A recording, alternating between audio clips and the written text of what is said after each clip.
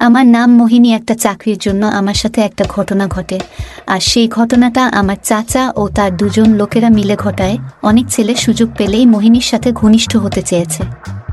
আজ পর্যন্ত যে মোহিনী ফাঁদে পড়ে নিজের কুমারিত্ব কাউকে বিলিয়ে দেয়নি, কিন্তু আজ তাকে একটা চাকুরি পাওয়ার জন্য স্বেচ্ছায় তাই করতে হবে। তো চলুন এবার আসল গল্পে আসা যাক। কোনো চাকরি পাবে কিনা তার কোনো নিশ্চয়তা নেই। সারাদিন বিভিন্ন অফিসে ঘুরে ব্যর্থ হয়ে ঘরে ফিরলাম। অবশেষে মোহিনীর বাবা হঠাৎ করেই ব্রেন হেমারেজে মারা গেল। ওর কোনো ভাই বোন নেই, এমনকি সেরকম কোনো নিকট আত্মীয় নেই যে ওদেরকে সাহায্য করবে। তার উপর তার মা অসুস্থ। তাই হঠাৎ করেই মোহিনীর উপর তার সংসারের পুরো দায়িত্ব এসে পড়ল। মোহিনী সবে ইন্টারমিডিয়েট পাশ করেছে, সে জানে না তার এই যোগ্যতা দিয়ে কোনো চাকরি পাবে কিনা। সারাদিন বিভিন্ন অফিসে ঘুরে ব্যর্থ হয়ে অবশেষে ক্লান্ত অবস্থায় সে তার বাসায় ফিরে আসে। পরদিন ওদের বাসায় মোহিনীর এক দূর সম্পর্কের চাচা বেড়াতে আসলেন। ওনাকে মোহিনী এক ফোঁটাও পছন্দ করে না। মোহিনী যখন ছোট ছিল এই লোক অনেকদিন পর পর আসতো আর আদর করার ভান করে মোহিনীকে জড়িয়ে ধরত। লজ্জায় এসব কথা কাউকে বলতে পারেনি ও আজও এই লোকটিকে দেখে মোহিনী খুশি হতে পারল না। সে সালাম দিয়ে চাচাকে ড্রয়িং রুমে বসিয়ে রেখে ভিতরে চলে গেল। একটু পরেই চাচা আবার তাকে ডেকে পাঠালেন। সে অগত্যা এসে সোফায় বসল। অনেকদিন পর মোহিনীকে কাছে থেকে দেখতে পেল ওর চাচা খামিদ সাহেব। শুনলাম তুমি নাকি চাকরির চেষ্টা করেছ। অনেক কষ্টে গলা স্বাভাবিক রেখে মোহিনী বলল, জি চাচা। শোনো বেটি, এভাবে রেফারেন্স ছাড়া তো আজকের দিনে কোনো চাকরি পাবে না তুমি। তোমাকে আমি একটা লোকের ঠিকানা দিচ্ছি, তুমি কালই ওনার সাথে যোগাযোগ করবে। আমি বলে রাখব তোমার চাকরি হয়ে যাবে। চাকরির এরকম অভাবনীয় সুযোগের কথা চিন্তা করে মোহিনী খুশি হয়ে গেল। এমনকি নিচু হয়ে চাচাকে সালামও করে ফেলল। চাচার হাত তার মাথাতে থাকলেও চোখ ছিল নিচের দিকে। সেদিকে তাকিয়ে উত্তেজনায় চাচার চোখ চকচক করছিল। মোহিনী উঠে উপরে তাকাতেই উনি অনেক কষ্টে চোখ সরিয়ে নিলেন। বড় হওয়ার পর মোহিনীকে অনেকদিন পরে দেখে চাচার মাথা খারাপের মতো অবস্থা হয়ে গিয়েছিল। আর হবে নাই বা কেন? মোহিনী যখন রাস্তা দিয়ে হেঁটে যায় তখন সচরাচর সব লোকেরা এরকম সুন্দরী, স্লিম ও সেক্সি মেয়ে দেখতেই পায় না। তাছাড়া ও খুবই ফর্সা। পরদিন সকালে মোহিনী ঠিকানা অনুযায়ী শহরের একটা অফিসে গিয়ে রিহাদ নামে ওখানের ম্যানেজারের সাথে দেখা করল। মোহিনীকে এক নজর দেখেই রিহাদের মাথা খারাপ হয়ে যেতে লাগলো। এমন সেক্সি ও সুন্দরী মেয়ে এদেশে কমই দেখেছে। সে নিজেও অনেক হ্যান্ডসাম। বহুদিন আমেরিকায় ছিল। সে মনে মনে ভাবল, মেয়েটার চুল যদি সোনালি আর চোখের কালার নীল হতো তাহলে অনায়াসেই একে আমেরিকান সুন্দরী বলে চালিয়ে দেয়া যেত।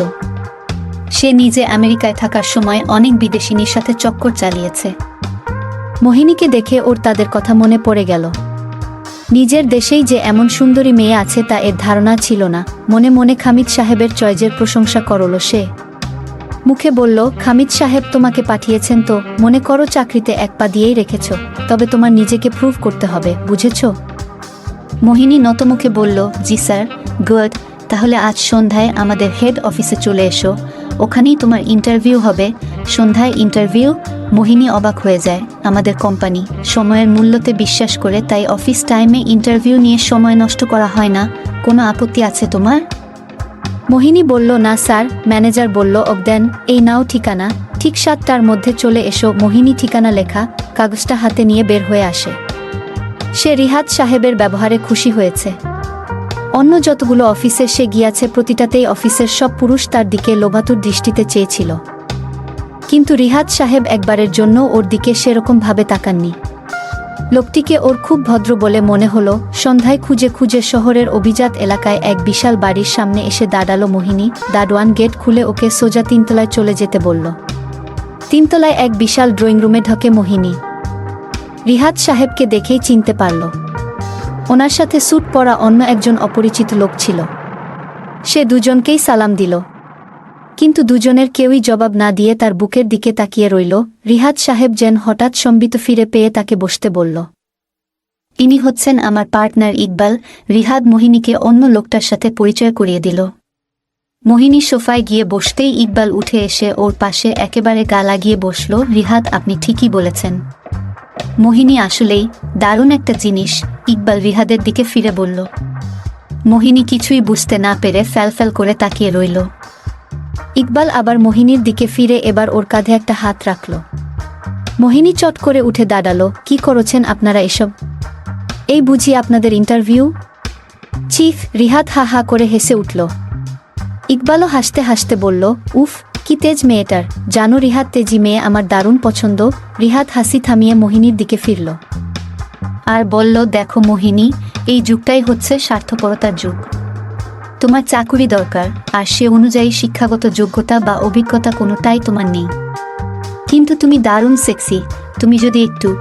তুমি বুঝতে পারছো আমি কি বলতে চাইছি? এখনকার দিনে এমনিতে কিছু হয় না, আমরা জাস্ট একবারের জন্য তোমার সাথে, মাত্র একবার। এরপর থেকে তোমাকে আর কোনো দিন আমরা বিরক্ত করব না। আমাদের এমন একটি ব্রাঞ্চে তোমার পোস্টিং হবে যেখানে আমাদের সাথে তোমার দেখাই হবে না। আর ভেবে দেখো, মাসে 20,000 টাকা বেতন। রিহাদের একথা শুনের আগে লজ্জায় মোহিনীর মুখ লাল হয়ে গেল। এরা এমন অসভ্য, জানলে সে কোনো দিন এখানে আসতো না। সে বলল, আপনাদের এ চাকরি আমার লাগবে না। 20,000 তো দূরের কথা, 1 কোটি টাকা দিলেও আমি এই চাকরি করব না। ভেবে দেখো, শুধু একবার তুমি আমাদের খুশি করবে আর তার বিনিময়ে পাবে মোটা বেতনের চাকরি। মোহিনী বলল, আপনার অফারের জন্য থ্যাঙ্কস, আমি আসি বলে প্রায় যেন দৌড়ে রুমটা থেকে বের হয়ে এলো মোহিনী। বাসায় এসে মোহিনী কেঁদেই ফেলল। তার সারা জীবনে সে এমন অপমানিত আর কখনো হয়নি। কি ভালো ভেবেছিল সে রিহাদকে, অথচ কি নোংরা নোংরা কথাগুলোই না ওকে বলেছে লোকটা। রাত একটু গভীর হতে ওর মার কাশিটা বেড়ে গেল। কিন্তু ঘরে কোনো ওষুধ নেই, টাকাই নেই, ওষুধ আসবে কোত্থেকে? মোহিনী তার মায়ের কাশির শব্দ সহ্য করতে না পেরে 2 হাতে কান চেপে ধরল। তার আর কিছুই ভালো লাগছে না। কেন যে বাবাটা এমন হুট করে মারা গেল? কোনো চাকরিও সে খুঁজে পাচ্ছে না, আর যারা চাকরি দেবে তারাও আগে তার দেহটাকে চায়। তার মরে যেতে ইচ্ছে করছে। আবার মার যন্ত্রণাও সে আর সহ্য করতে পারছে না। সে বেঁচে থাকতে তার মা এত কষ্ট করবে, এটা হতে পারে না। অনেক ভেবে সে ঠিক করলো, যাবে সে আবার রিহাদের কাছে। ওরা বলেছে শুধু একবার ওকে তারা উপভোগ করবে, এরপর তো আর সেই অসভ্য লোকগুলোর সাথে ওর দেখাই হবে না। আর 20,000 টাকা বেতনের এই চাকুরিটা তো সত্যিই তার দরকার। চাকুরি পাবার পর ও পুরো ব্যাপারটা ভুলে যেতে চেষ্টা করবে। মোহিনী একটা দীর্ঘশ্বাস ফেলল। উঠে দরজাটা বন্ধ করে দিয়ে ঘরের কোনায় আয়নাটার সামনে এসে দাঁড়ালো। পরনের সালোয়ার কামিজ খুলে আয়নার সামনে নিজের আকর্ষণীয় দেহটার দিকে তাকালো। তার এই দেহের জন্যই পুরুষরা এমন করে। একটু বড় হওয়ার পর থেকেই ওকে বহু পুরুষের লোলুপ দৃষ্টির শিকার হতে হয়েছে। অনেক ছেলে সুযোগ পেলেই ওর সাথে ঘনিষ্ঠ হতে চেয়েছে, তাও মোহিনী কখনো তাদের কাছে নিজেকে বিলিয়ে দেয়নি।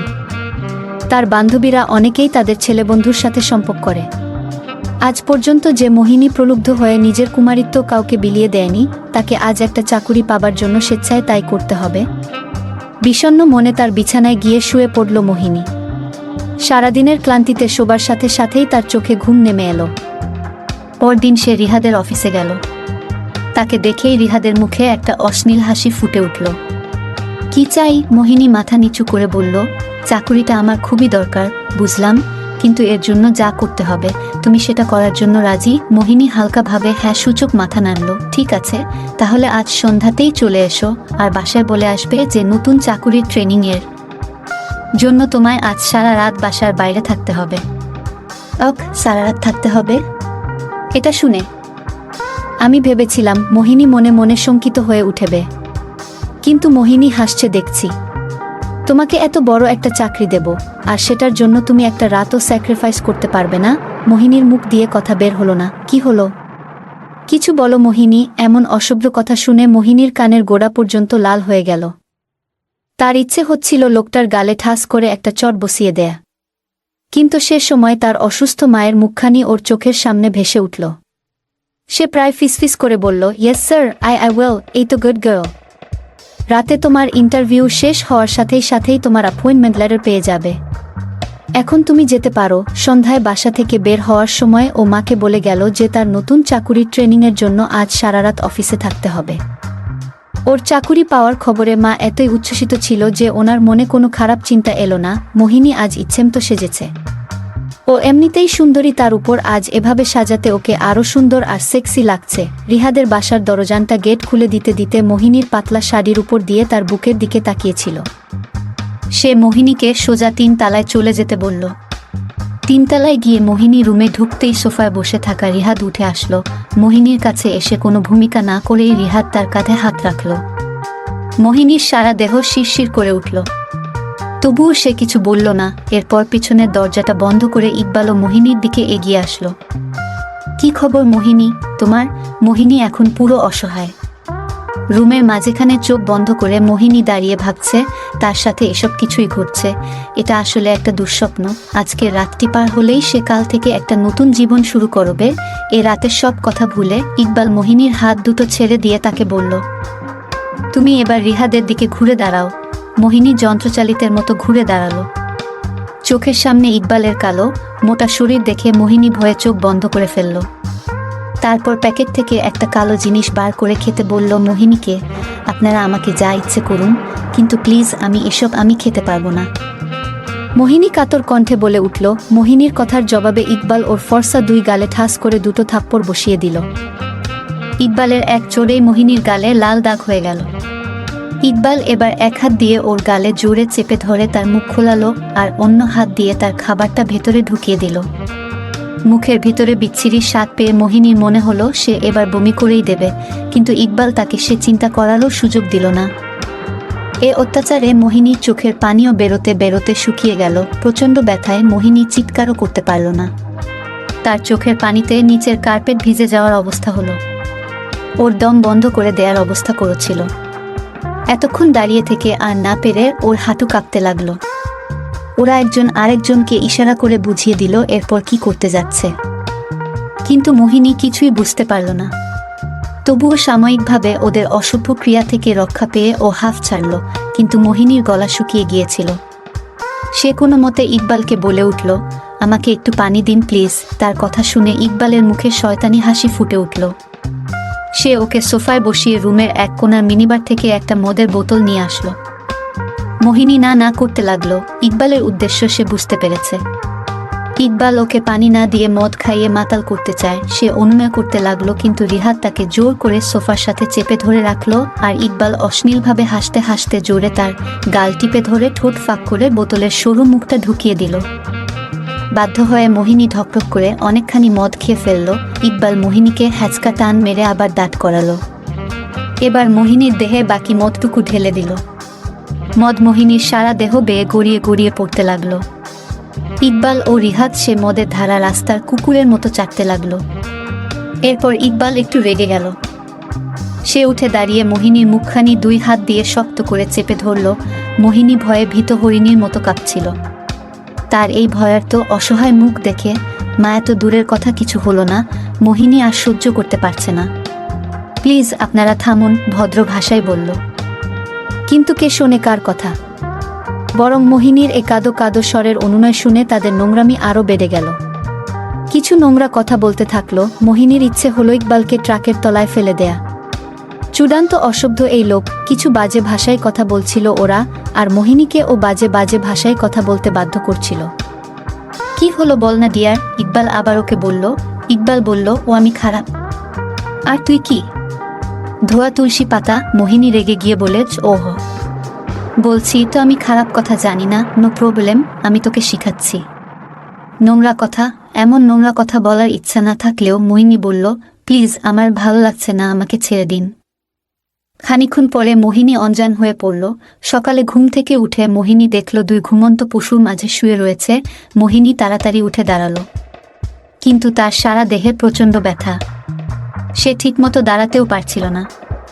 কোনো মতে রুমের পাশের বাথরুমটায় গিয়ে সে আয়নায় নিজের দিকে তাকালো। নিজের ফর্সা দেহের দাগ দেখে সে নিজেই চমকে উঠল। কোনো মতে হাত মুখ ধুয়ে আবার রুমে ঢুকে কাপড় পরা শুরু ওখান থেকে পালানোর জন্য, কিন্তু রিহাদ বলল, এত তারা কিসের সুন্দরী?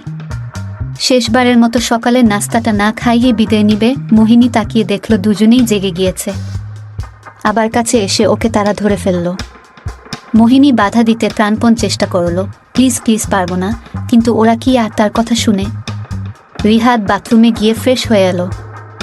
ইকবাল বাথরুমের দিকে গেল আর রিহাদ ঘরের কোণার একটা টেবিল থেকে অ্যাপয়েন্টমেন্ট লেটারের খামটা তুলে নিয়ে মোহিনীর হাতে গুজে দিল। চাকুরিতে ঢোকার পর যদি প্রমোশন পেতে চাও তাহলে আমাদেরকে মনে করো, প্রমোশন করিয়ে দেব বলে দুজন হো হো করে হাসতে লাগলো। মোহিনীর ইচ্ছে হলো লোকটার উপর ঝাঁপিয়ে পড়ে আছড়ে কামড়ে রক্ত বের করে দিতে। তবুও সে শান্ত মুখে বলল, আমার আর প্রমোশনের দরকার নেই, okay as you wish. Rihad shrug করল। মোহিনী কাগজটা হাতে নিয়ে রুম থেকে বের হয়ে গেল। রিহাদের বাড়ির গেটের কাছে মোহিনীকে খুঁড়িয়ে খুঁড়িয়ে আসতে দেখে দারোয়ানটার মুখে বাঁকা হাসি ফুটে উঠল। সাহেবরা রাতে আপনাকে ইন্টারভিউ নিয়েছে না ম্যাডাম? সে মোহিনীর দিকে অশ্লীল ভঙ্গিতে তাকিয়ে বলল। দারোয়ানের মুখে এই নোংরা কথা শুনে মোহিনী রেগে গিয়ে তাকে একটা থাপ্পড় দিতে গিয়েও থেমে গেল। সে ভাবল, আমার সাথে যা হয়েছে আমি তাদেরই কিছু বলতে পারিনি, একে বলে আর কি লাভ হবে। সে মুখ ফিরিয়ে দারোয়ানের লোভাতুর দৃষ্টির সামনে দিয়ে হাঁটা ধরল। মোহিনীর যেন সব কান্না শুকিয়ে গিয়েছে। তার বারবারই মনে হচ্ছিল, কেন সে মেয়ে হয়ে এ পৃথিবীতে জন্ম নিল। আমাদের সমাজে এরকম অনেকেই আছে যারা এভাবে অত্যাচারিত হয় বিভিন্ন মানুষের দ্বারা। এসব লোকদের থেকে দূরে থাকার চেষ্টা করুন। ভিডিও ভালো লাগলে আমাদের চ্যানেলটা সাবস্ক্রাইব করুন এবং আপনার মতামত কমেন্ট